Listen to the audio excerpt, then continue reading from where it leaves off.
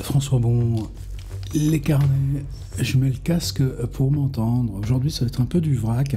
Je suis à Bordeaux, dans une chambre d'hôtel. Réception Escale du Livre, c'est un bon hôtel, c'est juste à 200 mètres là, d'où se font les confs et les débats, c'est irréprochable. Par contre, c'est vrai que moi j'ai perdu l'habitude, mais alors perdu l'habitude d'être dans les foules, là, ces trucs, je trouve ça très étouffant. Là, bon, même si j'ai vu des copains éditeurs, L'Arbre Vengeur, David, salut. J'ai vu aussi les éditions de l'Attente, qui ont un beau catalogue. J'aurais voulu aller voir Aléa, mais bon, ils ont beau être bordelais, c'est pas leur truc, là, ces escales du livre, ni Louise Botu. Bon, enfin, en tout cas, moi, on a fait nos trucs sur Lovecraft, pas de problème. Alors, tu vois, c'est pas sauvage. Tu prends le train, maintenant, avec une nouvelle ligne, c'est même pas 2 heures, là, Saint-Pierre-des-Corps, Bordeaux, Pleuvassais. Donc, t'emmènes quoi? Ça, de toute façon, ça, t'emmènes l'ordi, mon petit portable, même si... Là maintenant, par exemple, faire de la vidéo, oh, j'ai beau mettre un petit disque SSD, il me met des plombes, mais bon, c'est pas grave, c'est juste du dépannage, mais c'est pas encore les puces, là, M1, M2 et tout ça. Et puis au dernier moment, j'ai toujours ce truc, tu voudrais pas, tu mets quoi? Une paire de chaussettes à emmener, ta brosse à dents, et puis c'est tout, 2 bouquins de Lovecraft, et encore, là pour les lectures, ça, je fais ça directement sur l'iPad, en plus on va faire une lecture un peu dans le noir avec un musicien, puis là au dernier moment, tu te dis, mais si quand même j'enregistrais. Alors évidemment, tu as le petit micro là sur l'appareil, mais c'est pas la même chose, c'est un son sec. Moi j'ai besoin de cette espèce de son intimité. Alors ben voilà, alors j'ai pris mon Zoom F6 qui est toujours sur mon bureau, il n'y a pas de problème. Et puis j'ai rajouté mon micro, mon petit micro. Alors évidemment, si tu le prends en tant que tel, oh bah le zoom, si la batterie est lourde, mais lui il est pas lourd. Si tu prends le micro, bah c'est pas grand chose, il faut prendre des précautions qui prennent pas de petits chocs. Et puis tu as ce petit pied là, alors le petit pied là il est bien commode parce que tu peux l'emmener partout. Et puis si tu fais une vidéo, bah, évidemment l'appareil il est sur son trépied, alors c'est un petit trépied logique. Et puis tu t'amènes aussi une petite loupiote, c'est bien d'avoir une petite loupiote si tu veux faire une vidéo. Puis finalement tu te retrouves avec un sac, puis tu te dis, mais à quoi ça sert? À quoi ça sert? Puis en même temps, c'est là où tu mesures ce que peut être pour toi cet impact intérieur. Bon, évidemment, voilà, tu vois, dans la chambre, là, au Novotel, c'est gentil, t'as un crayon papier, comme on dit ça, au fois même en Vendée, on dit ça, un crayon de bois, avec sa petite mine graphite, et puis un petit bloc-notes. Évidemment, il suffit de ça pour écrire, il suffit de ça. Mais, je sais plus, c'est comme ça, je sais plus. Donc là, moi, ce moment-là, c'est qu'est-ce que tu vas fouiller en toi? Et justement, parce qu'il y a ce truc-là, du matin, c'est cette espèce de moment de la fouille où il reste encore de la nuit à explorer. Et comme il y a besoin de ça, tu te dis, bon, d'accord, j'emmène mon pied, ma loupiote, le petit micro qui est sur l'appareil, j'emmène mon petit Zoom M6, en plus, bon, il faut un câble, il faut le petit disque dur, t'emmènes le micro, tu te dis, mais je suis un peu... Et puis finalement, tu te dis, non, c'est la condition pour que cette fouille en toi reste continue. Premier point. Deuxième point, alors il y a une émission, bon, que moi je regarde jamais, hein, c'est pas la télévision, ça n'a jamais été mon truc, mais c'est un gars, j'avais connu à France Culture, enfin j'avais connu, c'est pas ça, je me souviens, c'était 2012, ce gars qui commençait sa carrière, et il avait pris les émissions d'été de France Culture, et donc c'était un des premiers interviews sur autobiographie des objets, donc c'est pour ça que j'arrive à dater de vers 2012. Et encore, je ne sais même plus trop l'année, mais je crois que c'est 2012. Et là, tu te rends compte que bon, tu viens là faire un truc d'été à France Culture, tu fais la routine, et puis le type, wow, bonne question, dynamique, nerveux, etc. Bon, je l'ai vu après faire son petit chemin de loin, justement, parce qu'il y a ce bon souvenir. Et là, récemment, il avait été interviewé, Pierre Michon, dans sa Creuse, et Pierre qui gardait, évidemment, tout son... j'ai oublié de mettre le petit pop. Il était là, le petit pop magnétique. Pop, nettement mieux. Le Pierre qui gardait toute cette espèce de lucidité caustique là, qui signe mon vieux copain. Et là, il voulait se faire un autre Pierre. Alors, c'était Pierre Bergougnoux, dans la forêt de Corrèze. Alors, ce Bergou, évidemment, pour nous, ses amis, il a toujours été maigre comme un film. On a l'impression que d'année en année, il s'allège. Et puis, il y a toujours cette parole qui est toujours la même, dure, etc. Et Pierre était conscient, mais l'autre, il le poussait. Là, vous qui êtes un vieux écrivain, découvrez que les écrivains cultes sous prétexte que tu prends de l'âge. Moi, c'est pour ça que j'amène mon micro, finalement. C'est pas que t'as peur, au contraire, tu laisses aller. Mais ça ne marche pas, cette affaire-là, d'écrivain culte. Et alors, le Bergou, il répond à un moment à Augustin Trapenard, là, le nom du gars là, qui fait cette émission de télé, puis, très bien, je suppose, alors, vraiment, c'est bien la télé qui ait des émissions comme ça. Bon, mais pourquoi nous, on fait nos YouTube ?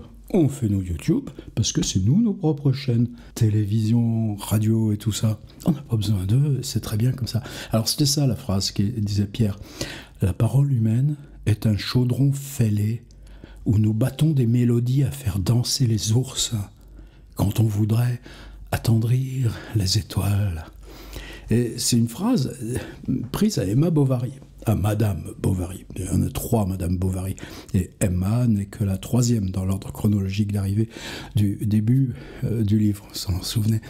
Et évidemment, tu entends cette phrase, là, la parole humaine est comme un chaudron fêlé. Là, c'était la réponse de Bergou à Trapenard. Ah ouais, tu continues d'écrire parce que ta parole est un chaudron fêlé où nous battons des mélodies à faire danser les ours quand on voudrait attendrir les étoiles. Je vois, il y a ça dans Flaubert, dans Bovary. Dans Bovary, pour moi, ça, j'aurais plutôt cherché ça dans la correspondance. Des fois encore, je m'en fais des grandes lampées, là, notre grand vénéré Gustave à moustache. Puis effectivement, tu rentres ça plomb dans ton internet, dans ton Google, paf, ça t'envoie immédiatement sur la citation de la Bovary. Le passage entier, c'est ça. Alors, c'est Emma et Rodolphe. Et c'est quand Rodolphe bascule, en avoir un peu marre. Il s'était tant de fois entendu dire ces choses qu'elle n'avait pour lui rien d'original. Emma ressemblait à toutes les maîtresses et le charme de la nouveauté, peu à peu troublant comme un vêtement, laissait voir à nu l'ensemble, l'éternelle monotonie de la passion qui a toujours les mêmes formes et le même langage. Donc tu vois qu'on est super loin là de ce que cette réflexion sur la parole là, que cherchait Bergougnoux, un truc de l'adultère chez les beaufs. Il ne distinguait pas cet homme si plein de pratique que la dissemblance des sentiments sous la parité des expressions. Bon, c'est du Flaubert, quoi. Parce que des lèvres libertines vénales lui avaient murmuré des phrases pareilles. Il ne croyait que faiblement. Et prends ça pour toi, la pauvre Emma. La plénitude de l'âme, comme si la plénitude de l'âme ne débordait pas quelquefois par les métaphores les plus vides, puisque personne jamais ne peut donner l'exacte mesure de ses besoins, tu vois comme on est loin encore, ni de ses conceptions, ni de ses douleurs. Et là, virgule, et que la parole humaine est comme un chaudron fêlé où nous battons des mélodies à faire danser les ours quand on voudrait attendrir les étoiles.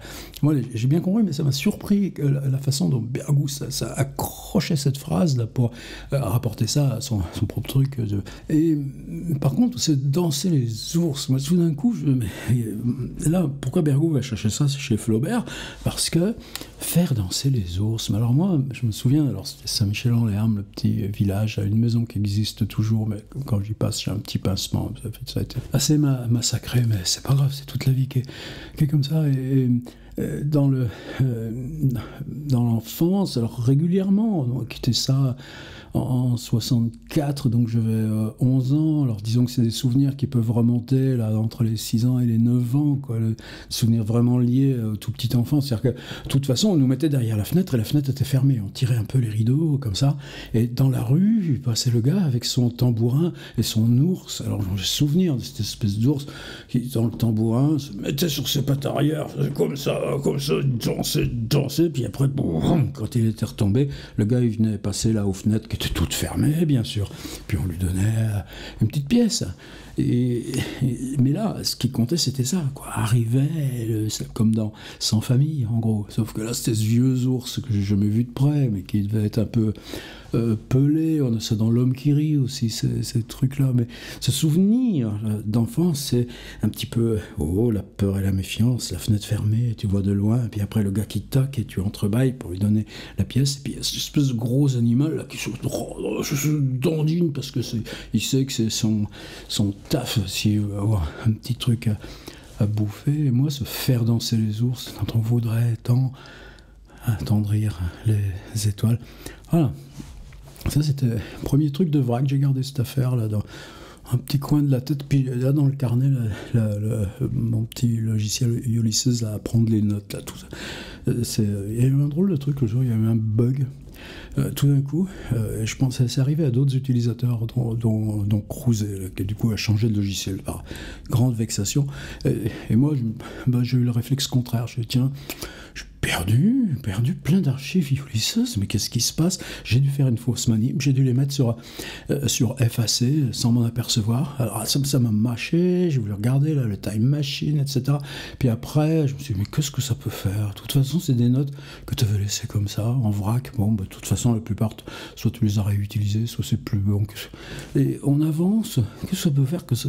Puis finalement, bon, comme c'était qu'un bug, en fait, c'était tout mis par le logiciel dans un truc que tu rouvrais, c'est-à-dire un truc archive Corbeil ou un machin comme ça. Puis finalement, j'ai tout retrouvé remis en état. C'était qu'un bug. Ulysses fait toujours des mises à jour. Bon, ça, c'est très instantané. Enfin, en tout cas, moi, c'est ça dont je me sers toujours à mesure pour rajouter des trucs. Et là, c'était justement depuis quelques jours, et toutes ces pluies, toutes les campagnes sont inondées, c'est détrempé. C'est-à-dire là, tu connais des champs ou des trucs comme ça, c'est des miroirs d'eau un peu brunes, mais dans ces eaux mêlées là, de végétation. Les rivières, la Loire évidemment est très forte, elle grimpe là, presque au niveau de la route, jusqu'au tablier des ponts. Mais c'est rien, au contraire, c'est le mouvement naturel. C'est toujours connu ça, et même justement, le regret, c'est que par exemple, quand on est arrivé dans ce spot-là à Tours, je me souviens d'avoir vu une fois la Loire gelée avec ces espèces là de rondelles de glace là, comme tu trouves dans Tolstoï par exemple. Et maintenant, ça, il y a longtemps que c'est fini. Et puis tous les petits affluents là, comme juste à côté là, où on se baladait là, la Choisy, pareil, hyper gonflé et tout ça. Donc, mais moi, ces trucs d'inondation, il n'y a aucune peur ni rien. C'est justement une respiration de nature que je me souviens là encore de l'enfance. Saint-Michel-en-Lerme, c'est une ancienne île. Au loin, il y avait la digue de l'Aiguillon, mais tous les hivers, les routes surnageaient à peine, des petits filets de route au milieu d'étendues liquides. Et évidemment, tu vois aussi plein de vidéos, plein de photos qui ramènent ces trucs-là. Et là, moi, c'était un rêve. Et dans le rêve, c'était mon père. Alors, c'était un camping-car. Visiblement un Volkswagen, pas les premières petites boîtes là, mais les un petit peu plus grands, je ne me rappelle plus le nom du modèle, mais à l'intérieur, à l'arrière, c'était équipé avec une espèce de petit coffre qu'il aurait eu construit lui-même. Ça, il a fait ça tout le temps, et puis par-dessus un matelas, etc. Il n'y avait pas de sanitaire ni de machin, c'était vraiment pour dormir et voyager comme ça dans un petit Volkswagen aménagé. Alors, mon père n'aimait pas Volkswagen, ça c'est sûr de sûr. Mais c'était justement parce que tout était inondé, toutes les routes, toutes les champs, les cambrousses. Donc en gros, tu roulais avec de l'eau là, jusqu'au-dessus des jantes, pas de quoi noyer le moteur, mais on était dans cette espèce de précarité liquide. Là. Alors ça se passait près d'Anvic, justement, dans le Marais Poitevin, où sont aussi les attaches familiales, mais un peu plus loin que la maison. On ne pouvait pas y atteindre. La maison il y avait de l'eau. C'est un pont qui s'appelle le pont de la culotte, d'ailleurs, je m'en rappelle bien, avec la vieille sève. Et, on était de l'autre côté, le pont, il n'y avait pas moyen d'y passer. Ou alors il y avait eu un bus qui se l'était défoncé, j'en sais rien. Donc on était là, il n'y avait pas la possibilité de rejoindre le but là où on allait, mais ça fait rien, on avait le temps. Et là, mon père, alors avec des bottes, et en gros, là, il me montrait comment il avait aménagé son Volkswagen. Combien de fois soulever un capot, puis expliquer, puis c'était barbant, toutes ces explications, mais évidemment ça reste, puis qu'est-ce que tu fais d'autre? Tu recommences.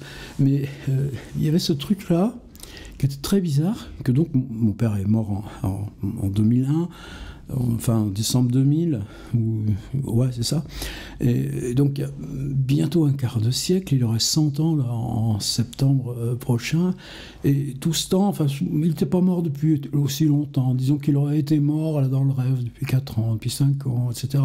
Mais ça n'avait pas d'importance, en fait, il était mort, vraiment, mais pour lui, le voyage continuait, il était dans ce Volkswagen, et il avait son truc couchette, et puis il arpentait les routes, et bizarrement, il faisait pas le tour du monde, ni le tour d'Europe, non, ce qu'il arpentait, c'était les routes de ce qui avait été son territoire, notre petit coin de Vendée, notre petit coin de Vienne, là, et c'était toujours là, il roulait toujours sur les mêmes endroits, et là, comme il y avait l'eau, et puis tout d'un coup, à cause de ça, il était content de me retrouver, moi j'étais content de le retrouver, et surtout on n'en parlait pas du fait qu'il était mort, surtout pas, c'était quelque chose qu'on savait lui, qu'il savait lui, que je savais moi, mais non, par contre si on parlait là de comment il avait aménagé son truc avec un coffre, un genre de matelas, ce poste de conduite, là, le volant, il trouvait que le volant était trop plat, puis trop dur, parce que maintenant on fait vous avez des volants qui sont bien mieux, qui disaient ouais mais qu'est-ce que tu veux, il était mort, et puis mais il y avait ce truc d'arpenter toujours, mais voilà, c'est un rêve. Et puis c'est resté, puis c'est lié hier encore dans le TGV, là je voyais toutes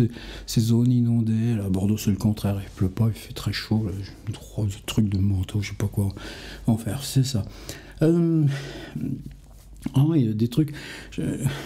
peut-être dans le vrac, là, sur des petits trucs techniques un peu idiots. C'est qu'il y a eu ce Elon Musk. Sa biographie est super intéressante, parce que c'est pas un truc... C'est comment le pouvoir personnel s'articule avec des créations qui ne peuvent être que collectives. Aussi bien pour Tesla que pour SpaceX, que pour sa première invention de PayPal, dont je me sers tous les jours. Et puis qu'est-ce que c'est fiable. Et puis un type qui est pas un temps de ses moyens de le dire, mais je ne vais pas entrer là. Mais enfin, quand il achète, vous rappelez cette image, Elon Musk entrant dans Twitter avec un évier à la main.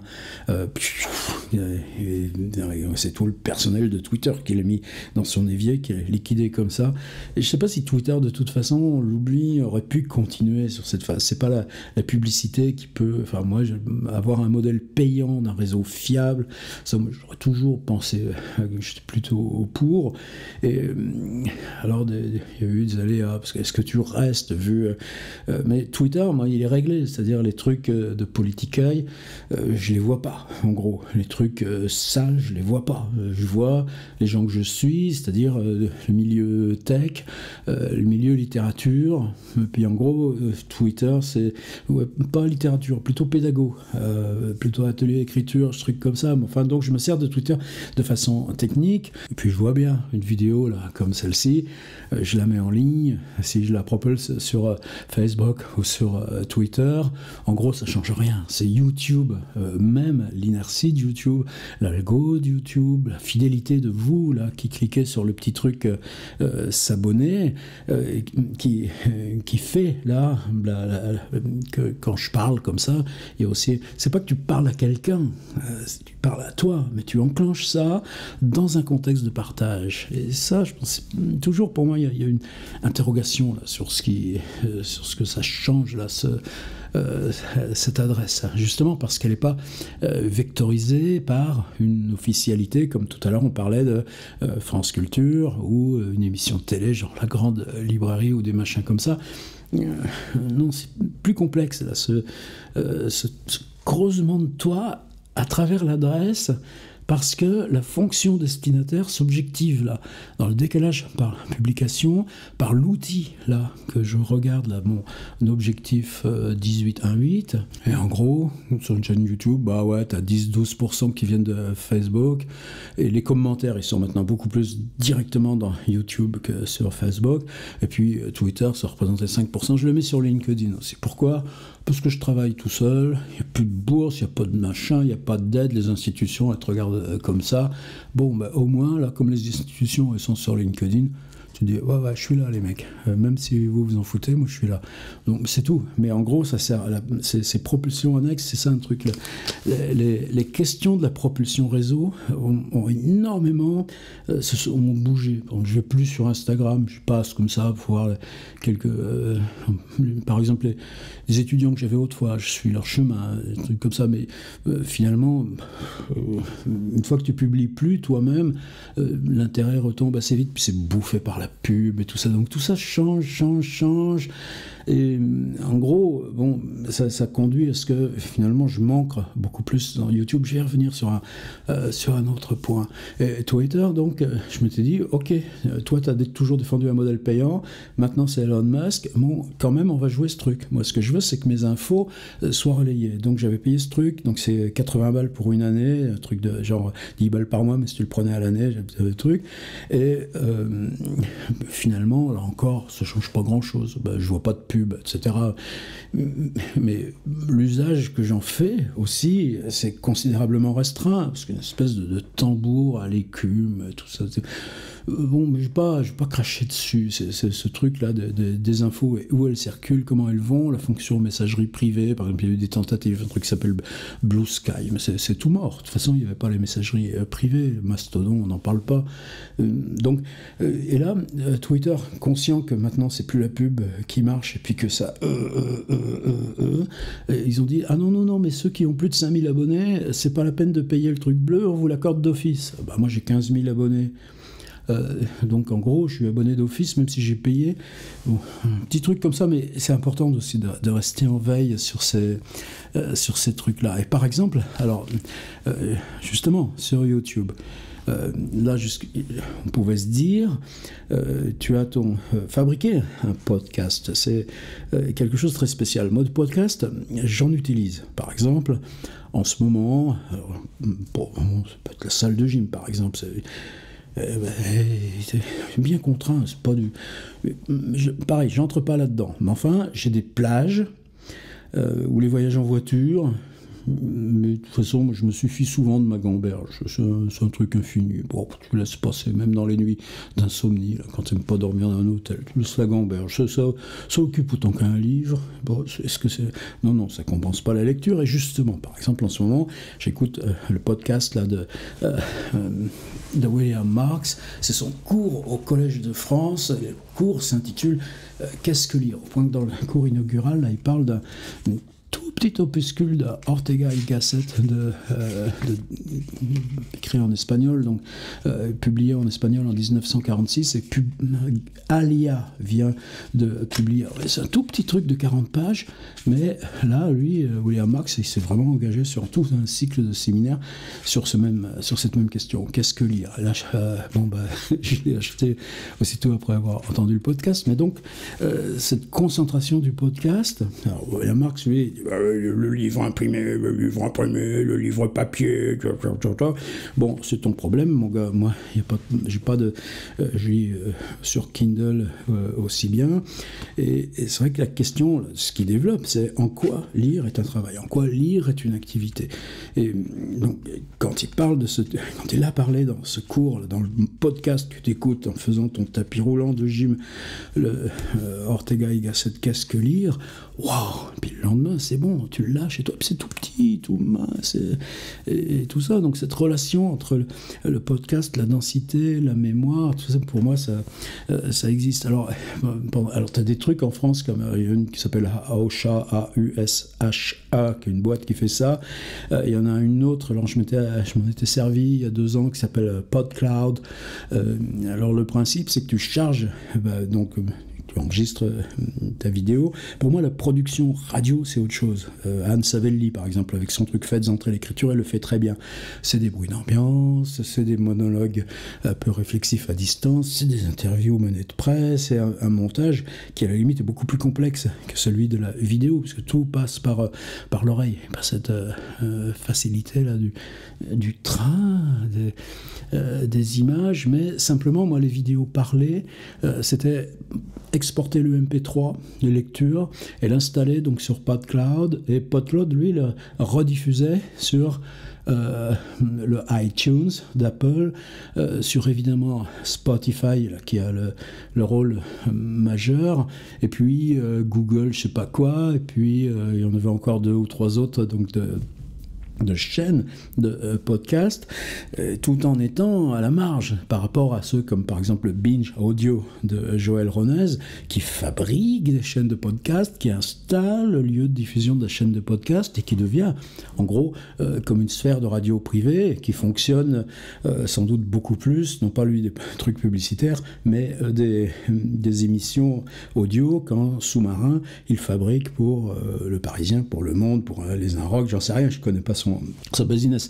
Mais en tout cas, c'est ça, ce que tu fais pour des clients qui est la base de son business model. Et on ne va pas entrer dans ces trucs-là. Mais je me souviens du tout début de Binge Audio, il y avait un gars avec un petit zoom, et encore c'était un H5, c'était pas un truc pro, un petit micro qui tenait à la main, puis on faisait l'interview comme un micro. Bon, maintenant, c'est autre chose. C'est-à-dire, si tu n'as pas, et là, il y a combien de copains qui veulent pas entrer dans cette logique-là, si tu ne t'équipes pas avec du correct, et moi, à la limite, je regrette pas, là, tu vois, d'avoir emporté, là, avec moi, mon petit micro dans le fond du sac, et puis mon petit zoom, là, dans le fond de l'ordi, parce que j'aimerais pas me le faire piquer, etc., et mon trépied et mes câbles, si on fait pas ce truc minimum, il n'y a pas besoin, tu prends ton téléphone, tu le branches, tu crochettes dessus un petit micro zoom à 50 balles, parce que sinon, ça, de toute façon, ça marche pas, et puis, il suffit de ça. Oui, mais tu vas pas loin. Bon, donc cette question-là du technique, elle est là. Et donc, il y a 2 ans, moi, c'est ça le schéma. C'est-à-dire, quand tu fais des vidéos YouTube, ce sera la vidéo, mais si l'audio peut s'écouter seul, bah vas-y, mets-le sur Spotify, ou alors même sur le Patreon. J'avais un truc, télécharger les MP3 pour les abonnés, et puis écouter là, dans votre bagnole, etc. Et ça, en 2 ans, souffler. C'est-à-dire que maintenant, tu arrives sur la page d'accueil Spotify, ce qu'ils disent, ce qu'ils insistent, c'est dire « Hey, les gars, ne faites pas que de l'audio. Hey, les gars, mettez votre téléphone, parce que le son, ça reste pareil. C'est la loi, c'est le plus dur. Mais mettez votre petit truc et faites une vidéo et installez vos trucs en mode vidéo plus audio. Et nous, Spotify, on se charge de l'option. Voulez-vous le voir avec l'image du type qui parle ou préférez-vous l'audio seul ?» Et par contre, vous, de votre côté, client de Spotify, producteur de contenu sur Spotify, vous voyez, comme je parle une langue étrangère, là, par rapport à tout à l'heure quand on parlait de Bergogneau et Flaubert, ça me fait rien, tu l'assumes, et assumons-le ensemble, ce truc-là. Donc Spotify dit, non, maintenant, écouter en audio, c'est une option par rapport à des contenus qui sont vidéo et audio. Et YouTube, lui, a créé un autre truc, c'est-à-dire, quand tu arrives sur ta chaîne, tu ouvres l'interface et tu vois une option qui s'appelle « Créer un podcast ». Alors tu dis « Ah bon ?» Tu cliques sur « Créer un podcast ».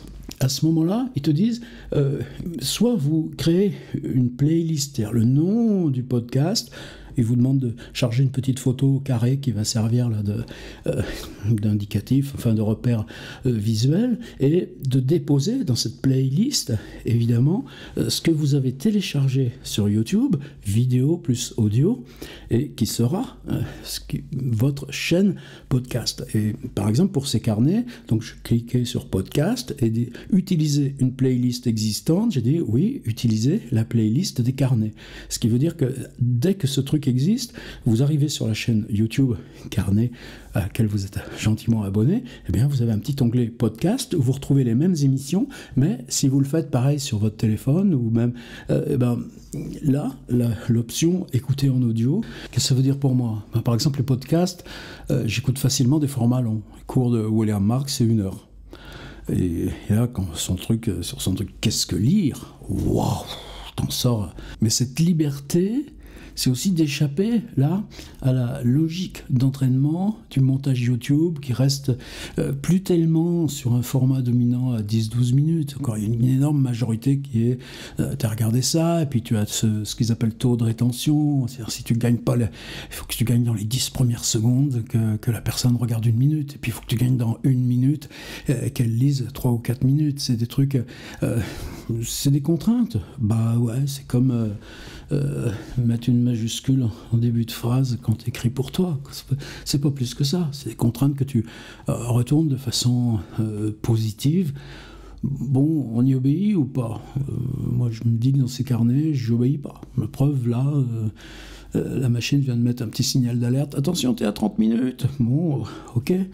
Qu'est-ce que ça peut faire? Mais là, cette liberté des formats longs, tu t'aperçois que toi, tu en utilises de plus en plus. Et tu les utilises de plus en plus parce que tu as, tout en continuant de travailler, comme moi, par exemple, c'était toujours énormément, ça m'a toujours surpris, tous ces amis plasticiens, dessinateurs, illustrateurs, qui sont toujours, ah ouais, sur France Culture, ah oui, sur France Culture, bon, ah ouais, mais moi, je peux pas travailler avec une radio du type France Culture, parce que je travaille la langue, je suis en train d'écrire, tu peux pas avoir des mots qui te viennent comme ça, tu es en train de traduire, voilà. De toute façon, c'est même dans le science, la musique, c'est à d'autres usages. Juste quand tu as la musique à profusion, il n'y a plus de rareté, c'est toi qui choisis tes moments d'écoute, d'intensité musicale. Mais donc tu sais que là, avec ces options de l'audio et du traitement podcast là, sur ta chaîne, tu accordes cette liberté de glisser dans les onglets, de télécharger une version audio que tu t'es... Bon, voilà, c'est juste le truc. Mais tout d'un coup, moi, le truc podcast sur YouTube, ça remonte à 3-4 mois, et là, moi, c'est en place depuis 1 mois, et tu vois bien que ça a boosté les écoutes, de la même façon que depuis qu'ils ont installé le sous-titrage, je vois bien que l'écoute hors France, elle a augmenté aussi. Pourquoi elle a augmenté? Parce que tu as la traduction automatique en anglais de cuisine, et en plein d'autres langues? Non. Mais par contre, je vois dans mes stats que beaucoup de gens utilisent le sous-titrage en français pour arriver à suivre là mes élucubrations. Et donc ça, cette utilisation du sous-titrage en français suit exactement la courbe là d'une audience qui s'élargit de l'Hexagone plus Québec, Belgique, Suisse en gros. Et tout ça, c'est pas ça qui te détermine. Mais à suivre là, c'est important. Donc YouTube met cet outil. Et là, tu t'aperçois que Spotify devient une chaîne vidéo où l'audio n'est plus qu'une option. Eh les gars, ça veut dire quoi? Ça veut dire qu'on n'est pas assez nombreux à se coller au mastic. Ça veut dire qu'il y a encore plein de place pour faire qu'il y ait plus de littérature. On devrait tous y être. Et là, ça changerait. Moi, c'était ça que je voulais dire. À la prochaine.